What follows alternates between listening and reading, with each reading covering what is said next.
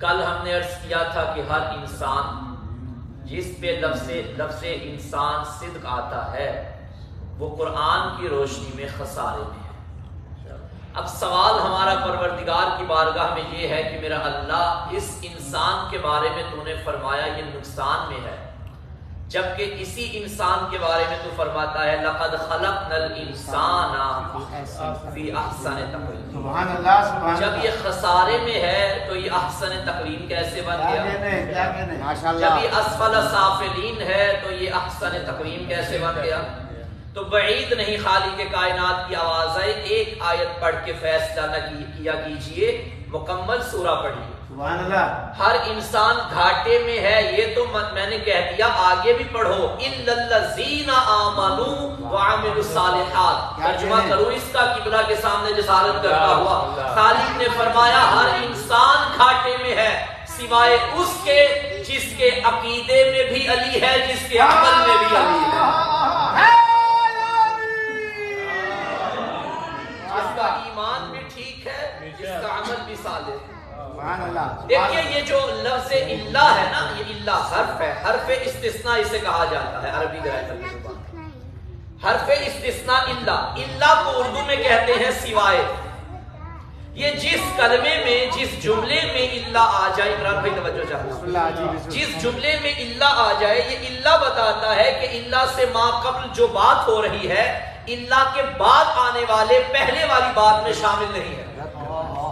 پہلے اور بات ہے اور بعد والے اس حکم میں شامل نہیں ہے، اسے کہتے ہیں لا الہ، کوئی معبود نہیں، کوئی اس قابل ہی نہیں جس کی عبادت کی جائے، کوئی اس قابل ہی نہیں جسے سجدہ کیا جائے، کوئی نہیں جہاں میں جس کی عبادت کی جائے، مگر فوراً ہم نے پڑھا الا اللہ۔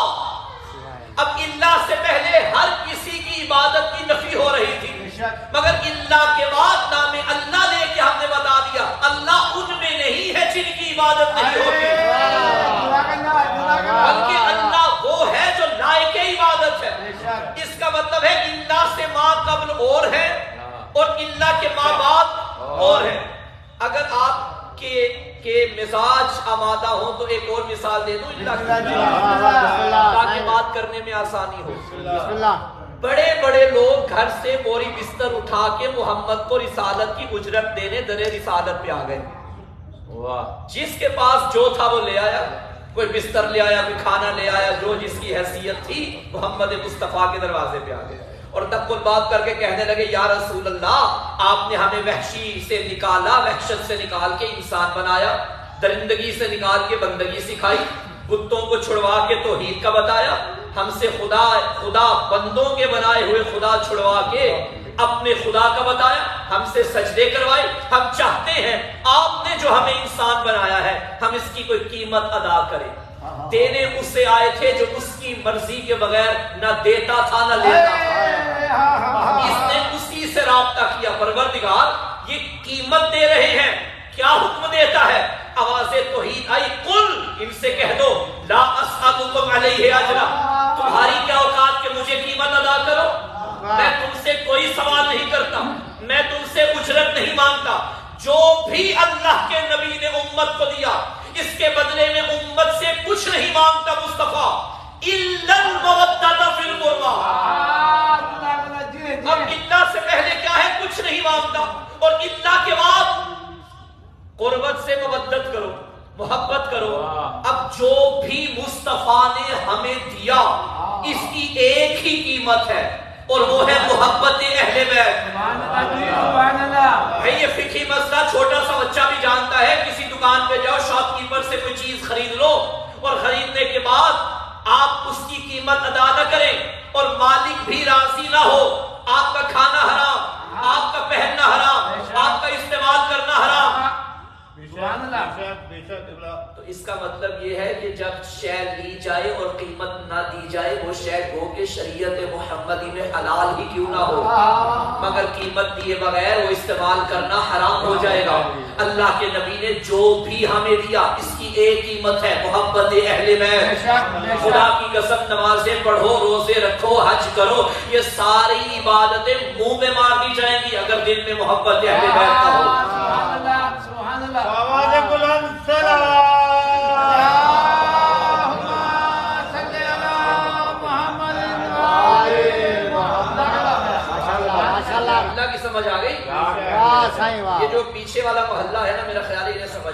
ان کے لیے مزید مثال دے دیتا ہوں. بسم اللہ جی بسم اللہ. آپ بولتے آئیں کہ میرے ساتھ تو مجھے معلوم پڑے گا کہ آپ سمجھ رہے ہیں. بسم اللہ جی بسم اللہ. چلیں اس وقت کی بات کرتے ہیں جب بڑے گھر میں سیدہ نے چھوٹا سا گھر بنایا. مٹی والے گھر میں چادر والا گھر بنایا. سبحان اللہ سبحان اللہ. اب یہاں ایک علہ ہے جو آپ نے تلاش کرنا ہے, میں بیان کروں گا اور آپ نے وہیں پہ مجھے روک دینا ہے. بلکہ جملہ بدل کے یوں کہوں, جب تطہیر کے سائبان تلے کنیز خدا نے توحید کا جلسہ کرنے کے لیے 4 ذاکروں کو بلا لیا تھا اور پنجتن اکٹھے ہو گئے. یہ اس وقت کی بات. اب ایک قصیدہ مصطفیٰ نے پڑھا, ایک قصیدہ کبریا نے پڑھا. جو مصطفیٰ نے پڑھا اس میں نبی نے فرمایا یا رب اللہم ہؤلاء اہل بیتی, یہ میری اہل بیت ہے. وحاستی وحامتی لحمہم لحمی ودمہم دمی یعلمنی ما یعلمہم ویحزننی ما یحزنہم. انا حرب لمن حاربہم وسلم لمن سالمہم وعدو لمن عاداہم ومحب لمن احبہم. انہم منی وانا منہم فاجعل صلواتک وبرکاتک ورحمتک وغفرانک ورضوانک علی وعلیہم واصحب عنہم رجزا وطہرہم تطہیرا.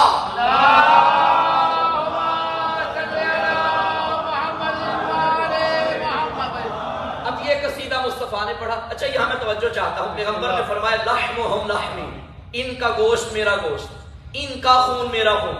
مجھے بتائیے بظاہر دنیا میں پہلے رسول تشریف لائے ہیں یا اہل بیت رسول تشریف لائے ہیں؟ رسول تشریف لائے. جب رسول آئے تو ترتیب میں دیکھا جائے تو رسول کے گوشت کی باری پہلے آتی ہے, بعد میں اہل بیت کے گوشت کا ذکر ہونا چاہیے. پیغمبر فرما دیتے لحمی لحمہم, میرا گوشت ان کا گوشت, دمی دمہم, میرا خون ان کا خون.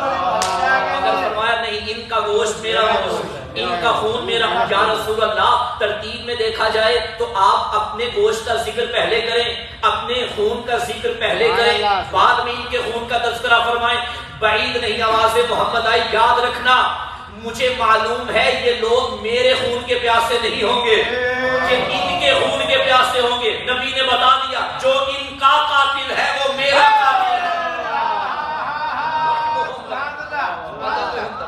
یہ قصیدہ مصطفیٰ نے پڑھا. اب ایک قصیدہ ہے جو کبریا نے پڑھا. بات ہو رہی ہے ہماری اللہ پہ, جہاں اللہ آئے گا شاہ صاحب آپ نے مجھے وہیں پہ روک دینا ہے, ٹوک دینا ہے, آگے جانے نہیں دینا. کبریا نے قصیدہ پڑھا تھا. جب ملائکہ نے پوچھا یا رب ومن تحت الکساء, یہ چادر کے نیچے کون ہے, کیا انداز بیان توحید ہے یہاں. یا ملائکتی و یا سکان سماواتی, پہلے کیا فرمایا تھا, ہم فاطمہ و ابوہا و بعلوہا و ولدہا. بات یہاں بھی کافی تھی مگر موقع مل گیا خدا کو پنجتن کا ذکر کرنے کا.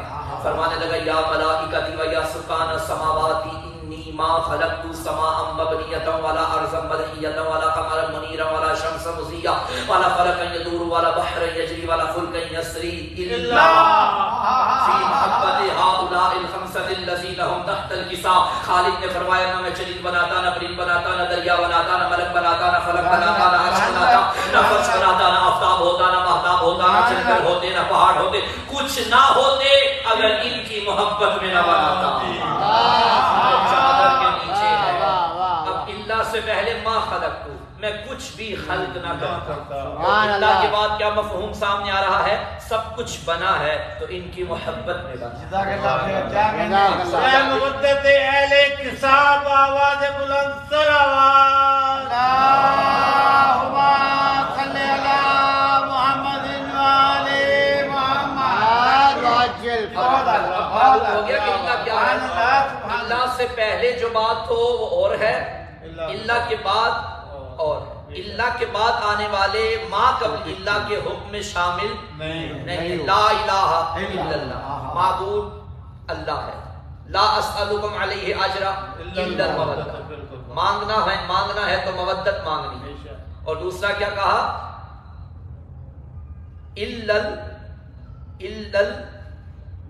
مودت فی القربہ. اور حدیث قصہ میں کیا فرمایا؟ انی ما خلقت السماء مبنیۃ ولا ارضا مرحیۃ ولا قمرا منیرا ولا شمسا مضیٰ ولا فلکا یدور ولا بحرا یجری ولا فلکا یسری الا فی محبت هؤلاء الخمسۃ الذین هم تحت الکساء. تو الا سے پہلے کچھ خلق نہیں کیا. چلیں اگر دل آمادہ ہو تو میں ایک اور الا پڑھ دوں. بسم اللہ. اس کے بعد بسم اللہ. یہ وہ الا ہے جو میدانوں میں علی کی شجاعت کے تیور تھے. شاہ مرداں شیر یزداں قوت پروردگار لا فتح لا سیفا الا سب. یہ کیا کہا جا رہا ہے؟ کوئی مرد نہیں ہے. رسول اللہ یہ جبریل نے کیا اعلان کر دیا؟ کوئی مرد نہیں. حالانکہ اتنے مرد تو تھے ماشاءاللہ. تو جبریل نے کیا کہہ دیا؟ کوئی مرد نہیں. یا رسول اللہ یہاں کے مومنین کو سمجھ نہیں آئی وہ مومن وہ مرد کون ہے. عید نہیں آواز رسالت آئی انہیں لے کے شب خیبر میدان خیبر میں آؤ. میں بتاؤں گا کل میں علم اسے دوں گا جو مرد. جس کو لا فتح الا علی میں مرد نہیں معلوم پڑا وہ خیبر کے میدان میں آئے. نبی نے فرمایا کل میں علم اسے دوں گا جو مرد ہوگا. معلوم ہوا نبی نے علم مرد کو دیا ہے. اب اگر کوئی قیامت تک تمہیں کوئی بندہ بھی علم اٹھانے پہ اعتراض کرے یا علم نہ اٹھائے تو بیچارے پہ گلہ نہ کرنا. علم اٹھانا مردوں کا کام ہے.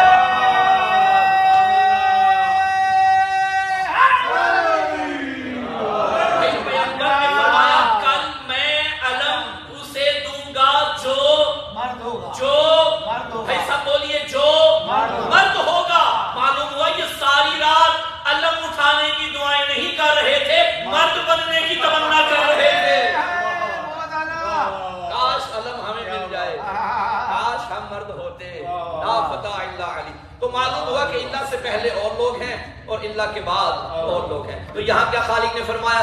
تمام انسان گھاٹے میں ہے. کل میں نے عمومیت کا معنی دے رہا ہے. ہر انسان گھاٹے میں ہے. الا الذین آمنوا وعملوا الصالحات ہیں اور جو عمل صالح کی وجہ لاتے ہیں. تو جن کا عقیدہ بھی ٹھیک ہے اور جن کا عمل نیک عمل دوسرے الفاظ میں کہا جائے تو عبادت یعنی عقیدہ بھی ٹھیک ہو. ایمان کو عبادت سے ایمان کو عقیدے سے تعبیر کرتے ہیں اور عمل صالح کو عبادت سے تعبیر کرتے ہیں. عقیدہ اور عبادت عقیدہ اچھا ہو اور عبادت بھی ساتھ ہو تو پروردگار کی بارگاہ میں وہ انسان قابل شرف بنے گا. اب میں ایک جملے میں عقیدے اور عبادت کی تشریح کرتا ہوں. ایک جملے میں عقیدہ کیا ہے اور عبادت کیا ہے.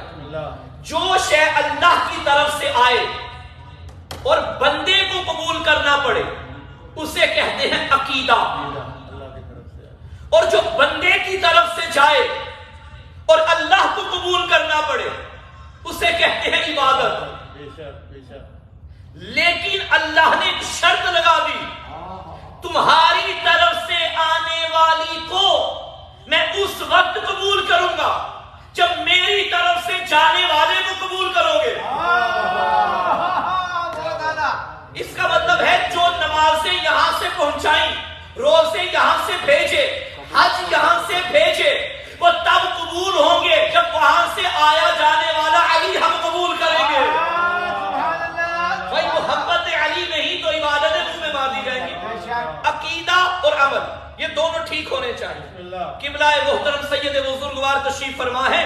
ان کی تائید حاصل کرتے ہوئے جملہ عرض کرنے لگا ہوں. عقیدے اور عمل میں ایک بنیادی فرق یہ ہے چونکہ آج مجلس ترہیم بھی ہے تو اسی حوالے سے میں بات کرنے لگا ہوں. جب انسان مر جاتا ہے لحد میں اتارا اب کے بعد عقیدے کا دروازہ بند عمل کا کھلا رہے گا.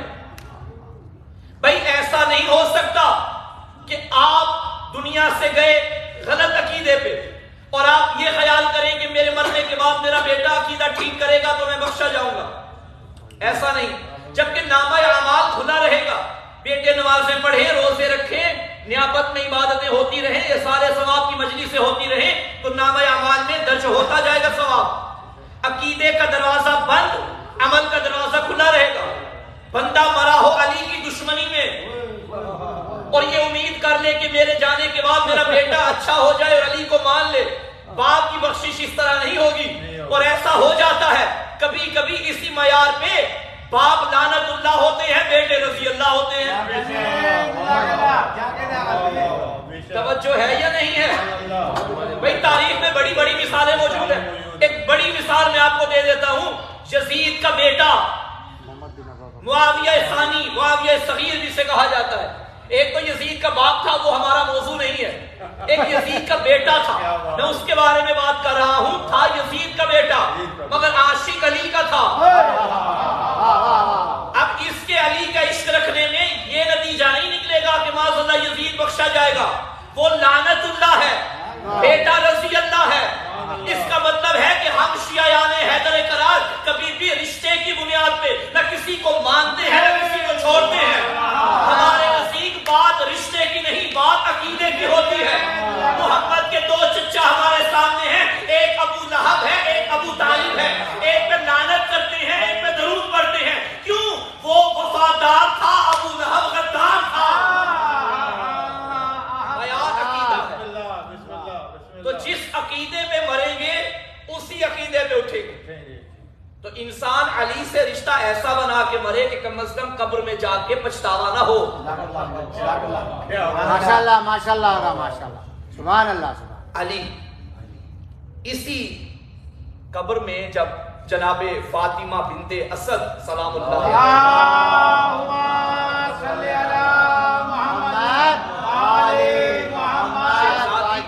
ہوئی تو حضور اکرم صلی اللہ علیہ وآلہ وسلم نے اپنے ہاتھوں سے اپنی ماں کو لاحق کے حوالے کیا اور اپنی ابا کا کفن دیا.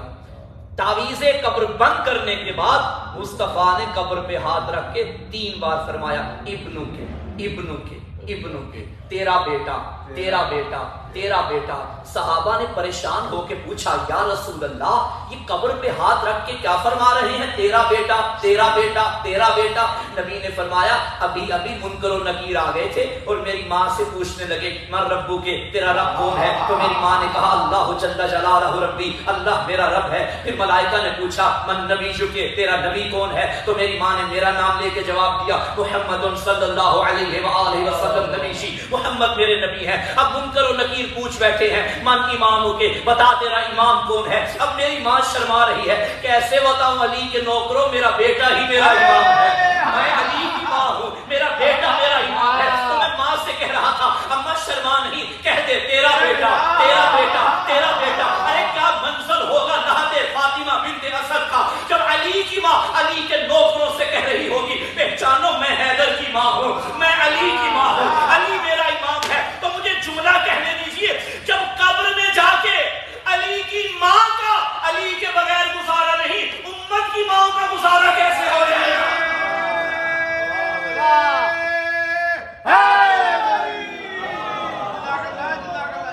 قبر میں پوچھا تو جائے گا علی کے بارے میں. اور یہ بی بی بنت اسد کے بارے میں روایت کے فکرے ہیں کہ جب مولا امیر علیہ السلام کی ولادت با سعادت کا وقت آیا تو بی بی دیوار کعبہ کے قریب آئی اور کیا دعا کی؟ یا رب بحق مولود الذی فی بطن، میرا اللہ تجھے اس مولود کا واسطہ جو میرے شکم میں ہے. واسطے کس کے دے رہی ہے؟ مولود کے. کھڑی کہاں ہے؟ بیت اللہ کے قریب. اللہ کے گھر جا کے بھی واسطہ علی کو بنا رہی ہے. ابھی علی بظاہر دنیا میں تشریف نہیں لائے تو کہہ دوں ایک جملہ، جو آنے سے پہلے مشکل کشا ہے نا وہ جانے کے بعد بھی مشکل کشا ہے. اور علی ولی کے واسطے کس کس نے دیے؟ ایک روایت میرے لبوں پہ آ گئی ہے. مسجد نبوی مولا امیر دائیں پہلو پہ پیغمبر کے دائیں پہلو پہ تشریف فرما اور بائیں پہلو پہ بھی 1-2 بندے بیٹھے، میں نام نہیں لوں گا ورنہ ٹائم بہت ہو جائے گا. کیا بات ہے. ایک سائل آ گیا اور اس نے کہا یا رسول اللہ میری ایک حاجت ہے، دعا فرمائیے. پیغمبر نے مولا امیر کو دیکھا، دائیں بائیں دیکھا اور سب سے فرمایا کہ میں دعا کروں گا تم سب آمین کہیں گے. نبی نے دستے دعا بلند کی اور فرمایا اللہم ارحم علی فلان بحق علی، اے اللہ تجھے علی کا واسطہ فلاں پہ رحم کر. کتنی خوبصورت دعا ہے. وہ سائل چلا گیا، چند دن کے بعد پھر آیا، اس نے پھر سوال کیا. ایک سائل نے یا رسول اللہ میں مریض ہوں یا مقروض ہوں، ایک حاجت ہے دعا فرمائیے. پیغمبر نے پھر مولا امیر اور جو دائیں بائیں بیٹھے تھے ان سے بھی فرمایا کہ میں دعا کروں گا تم آمین کہنا. پیغمبر نے پھر دستے دعا بلند کی اور فرمایا اللہم ارحم علی فلان بحق علی، اے اللہ تجھے علی کا واسطہ فلاں پہ رحم کر. چند دن گزر گئے کہ مولا امیر خود تشریف لے آئے. اب جو کل بیٹھے تھے وہ آج بھی بیٹھے تھے اور مولا امیر نے فرمایا یا رسول اللہ میری دعا ہے، میں چاہتا ہوں کہ آپ اپنی زبان مبارک سے بیان کیجیے. اب پیغمبر نے انہیں قریب بلا کے کہا کہ میں دعا کروں گا تم آمین کہنا. اب منظر یہ ہے علی سامنے بیٹھے ہیں، نبی نے دعا کرنی ہے اور جو دائیں بائیں لوگ ہیں وہ بھی بیٹھے ہیں.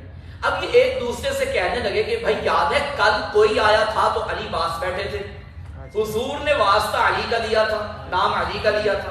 آج تو علی خود آ گئے ہیں، آج یا تو پاس بیٹھا ہے یا میں بیٹھا ہوں، یا تیرا واسطہ دیں گے یا میرا واسطہ دیں گے، یا تیرا نام لیں گے یا میرا نام. کیا جملہ پیغمبر نے ارشاد فرمایا. پہلے کیا دعا ہوتی تھی؟ اللہم ارحم علی فلان بحق علی. آج دست دعا بلند کیے تو فرمایا اللہم ارحم علی علی بحق علی. اے اللہ تجھے علی کا واسطہ علی پہ رحم کر، علی کا واسطہ علی پہ رحم کر. وہ جو دلوں کی حسرت تھی لبوں میں آ گئی، یا رسول اللہ یہ کیا کوئی آئے تو بھی واسطہ علی کا، علی آئے تو بھی واسطہ علی کا. پیغمبر نے فرمایا خبردار میں اپنے لیے بھی دعا کروں تو بھی واسطہ علی کا دیتا ہوں.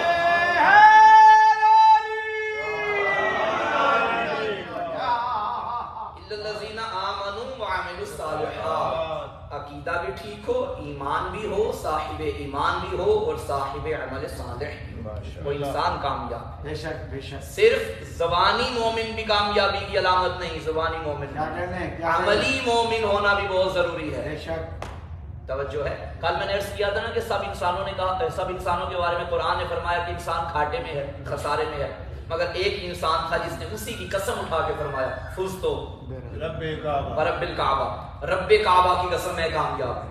تو اس کا مطلب یہ ہے کہ یہ جو علامتیں قرآن نے ہمیں بتائی ہیں کامیابی کی، یہ بدرجہ عدم اس کامیابی انسان کی ذات میں موجود ہے. بے شک بے شک. ایمان ایسا ہے کہ خود کل ایمان بن گیا. سبحان اللہ. اور عمل دیکھیے عبادت دو طرح کی ہوتی ہے، ایک مالی عبادت، ایک بدنی عبادت. نماز مالی عبادت، نماز بدنی عبادت ہے، نماز پڑھنے میں پیسے نہیں لگتے. روزہ بدنی عبادت ہے، پیسے نہیں لگتے. مگر زکوٰۃ، خمس، باقی صدقہ و خیرات یہ مالی عبادتیں ہیں. تو کچھ ہوتی ہیں مالی عبادتیں، کچھ ہوتی ہیں بدنی عبادتیں. کائنات میں واحد علی کی ذات ہے جو ایک وقت میں مالی بھی کر رہی ہے،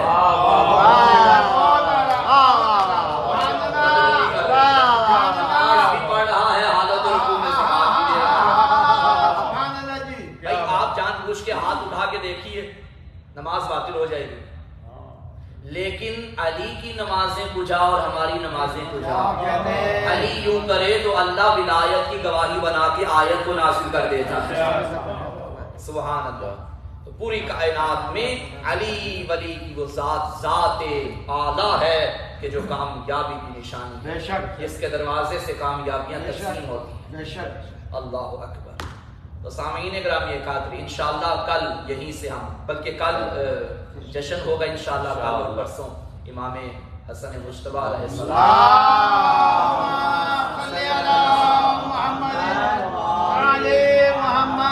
روز انشاءاللہ مولا کا ذکر ہوگا. اس کے بعد پھر یہیں سے انشاءاللہ گفتگو کا آغاز کریں گے. آج کی مجلس مجلس ترحیم ہے مرحوم و مغفور جناب رانا مستحضر علی کی بلندی درجات کے لیے مجلس عطا کا انعقاد کیا گیا. اور یقیناً ہماری بخشش جہاں فضائل اہل ہونے میں بھی ہے، اہل بیت کے فضائل تو اپنی جگہ ہیں، مگر مجلس مکمل نہیں ہو تو سامعین عزاء و ودا آئیے روتے ہیں اس بیوی کو جو شام کے امن نبھا کے اجڑ کے مدینے میں آئی. کیا منظر تھا اس وقت کہ جب سید سجاد لٹا ہوا قافلہ لے کے مدینے میں داخل ہوئے. روایت کہتی ہے کہ شہر مدینہ میں داخل ہونے سے پہلے سید سجاد نے مدینے سے باہر 3 دن تک خیمے لگائے، خیموں میں پردہ دار بیٹھ گئے. میں عرض کروں گا مولا جب کوئی دور سے اپنے وطن میں آتا ہے تو اپنے گھر پہنچتے وقت کوشش کرتا ہے کہ جتنی جلدی ہو میں اپنے گھر پہنچ جاؤں. مولا شام سے کربلا آئے, کربلا سے پھر مدینے آئے. مولا مدینے کے باہر رک کیوں گئے ہیں؟ رونے والوں بعید نہیں, آواز ہے رونے والوں, اپنے گھر جانے کی جلدی وہ کرتا ہے جس کا گھر میں کوئی رہ گیا. میں کون سے گھر جاؤں؟ میرا اکبر مارا گیا, میرا قاسم مارا گیا, میرا عباس نہیں بچا. بس عزادار و 3 دن مکمل ہوئے. سید سجاد نے بشیر سے فرمایا بشیر مدینے میں داخل ہو جا, تو بھی شاعر ہے, تیرا باپ بھی شاعر تھا, مدینے والوں کو بتا دے مدینے والوں مدینہ بسنے کے قابل نہیں رہا. رونے والوں قیامت کا منظر تھا جب بشیر مدینے کی گلیوں میں آیا, نگاہ قبر محمد پہ پڑی, اپنا امامہ اتار کے رو رو کے بیان کرنے لگا, یا اہل الیثرب قد قتل الحسین بأرض کربلا. مدینے والوں حسین کربلا میں مارے گئے, مدینے والوں مدینہ بسنے کے قابل نہیں رہا. عزادار و بشیر کہتا ہے جب یہ صدا مدینے کی گلیوں میں پہنچی ہر مرد و زن نے سنی, مگر اللہ جانے کون سی بی بی تھی جو محلہ بنی ہاشم سے باہر نکلی. منظر کیا, کمر جھکی ہوئی, ہاتھ میں عصا تھا, رو کے کہنے لگی بشیر کیا کربلا والے مارے گئے. بشیر کہتا ہے مجھے اس کے لہجے میں عباس کا لہجہ نظر آیا, میں پہچان گیا. میں نے کہا ہاں بی بی تیرا عباس بھی مارا گیا. لفظ عباس سنا, تڑپ گئی مادر عباس اور رو کے کہا بشیر میں نے تجھ سے عباس کا نہیں پوچھا, این این حسین, بتا میرا آقا حسین کہاں ہے. بشیر قدموں پہ گرا, ہاتھ جوڑ کے کہا مولا بی بی کا نصوبی حل حسین, حسین کربلا میں پیاسا سپاہ ہو گیا. بی بی نے نہر فرات کی جانب رخ کیا, کربلا کی جانب رخ کر کے کہنے لگی عباس میں دودھ نہیں بخشوں گی, میں نے تجھے آقا کی حفاظت کے لیے بھیجا تھا. بشیر تڑپ کے کہنے لگا بی بی معاف کرنا, پہلے تیرا غازی مارا گیا, اجرکم اللہ, بعد میں تیرا حسین مارا گیا. سنو گے فکرہ, بی بی گئی جنت البقیع اور ایک ٹوٹی ہوئی قبر پہ خود کو گرایا اور تڑپ کے کہنے لگی کلہم بفداء الحسین, بی بی میرے سارے بیٹے تیرے لال پہ قربان ہو جائے. بس عزاداروں مدینے میں خبر پھیل گئی, علی کی بیٹی اچھڑ کے آ گئی. عزاداروں روایت کے فقرے ہیں, سنو گے ابھی خیمے میں فاطمہ کی بیٹیاں بیٹھی تھی کہ محمد حنفیہ کو دور سے آتا سجاد نے دیکھا. سید سجاد قریب آئے اور رو کے فرمایا چچا میرا سلام. محمد تڑپے اور فرمایا ارے کون ضعیف ہے مجھے چچا کہنے والا, مجھے چچا کہے تو سجاد کہے, مجھے چچا کہے تو علی اکبر کہے. سید سجاد تڑپے, چچا پہچان میں تیرا سجاد ہے.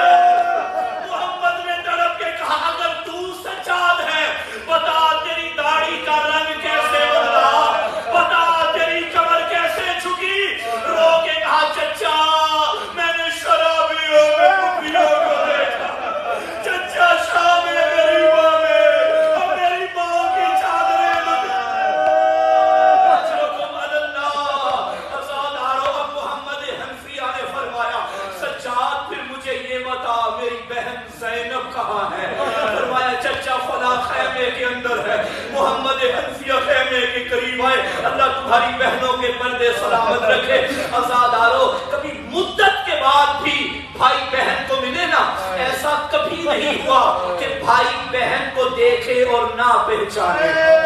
محمد حنفیہ قریب آئے, جب مستورات پہ نظر پڑی پلٹے اور فرمایا سجاد تیری امامت کی قسم خیمے میں زینب نہیں ہے.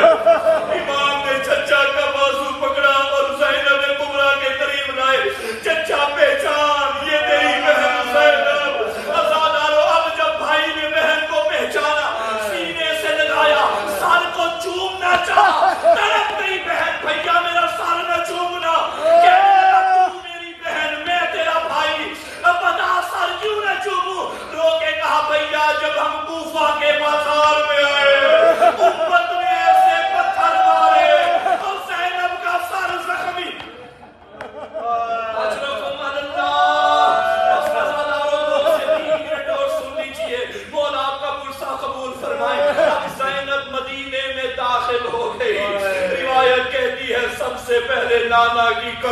آئی اور آ کے کہنے لگی نانا اٹھ دیکھ زینب اجڑ کے آ گئی، نانا دیکھ تیری زینب شام صدا کر آئی۔ عزاداروں علماء بزرگ عالم دین کے جملے ہیں، جب تھک گئی نا علی کی بیٹی نوحے پڑھتے پڑھتے، وہاں کھجور کا ایک درخت تھا، بنت علی اپنی پیشانی لگا کے بیٹھ گئی، آرام کرنے لگی۔ یہ عالم دین جملہ پڑھ کے مجلس تمام کرنے لگے، ایک بزرگ کے سامنے ایک جوان ماتمی اٹھا، اس نے کہا کہ بدا یہ جو آپ نے کہا کہ پیشانی لگا کے بیٹھی تھی، جب کوئی تھک جاتا ہے وہ تو اپنی پشت لگا کے بیٹھتا ہے، زینب نے پیشانی کیوں لگائی؟ سید عالم نے امامہ اتار کے رو کے کہا ارے پشت وہ لگائے جس کی سلامت ہو۔ بڑی زخمی تھی محمد کی نواسی اور کہنے لگی نانا اگر یہاں نامحرم نہ ہوتے میں کلائیوں سے کپڑا ہٹا کے بتاتی تیری امت نے کیا جل دیا۔ آخری جملہ اب آخر میں آئی ہے اس قبر پہ جہاں آج بھی ماتم کرنے کی اجازت نہیں ہے، اجڑی ماں کی اجڑی قبر پہ اجڑ کے بیٹی آ گئی اور رو کے کہا اماں دیکھ زینب آ گئی۔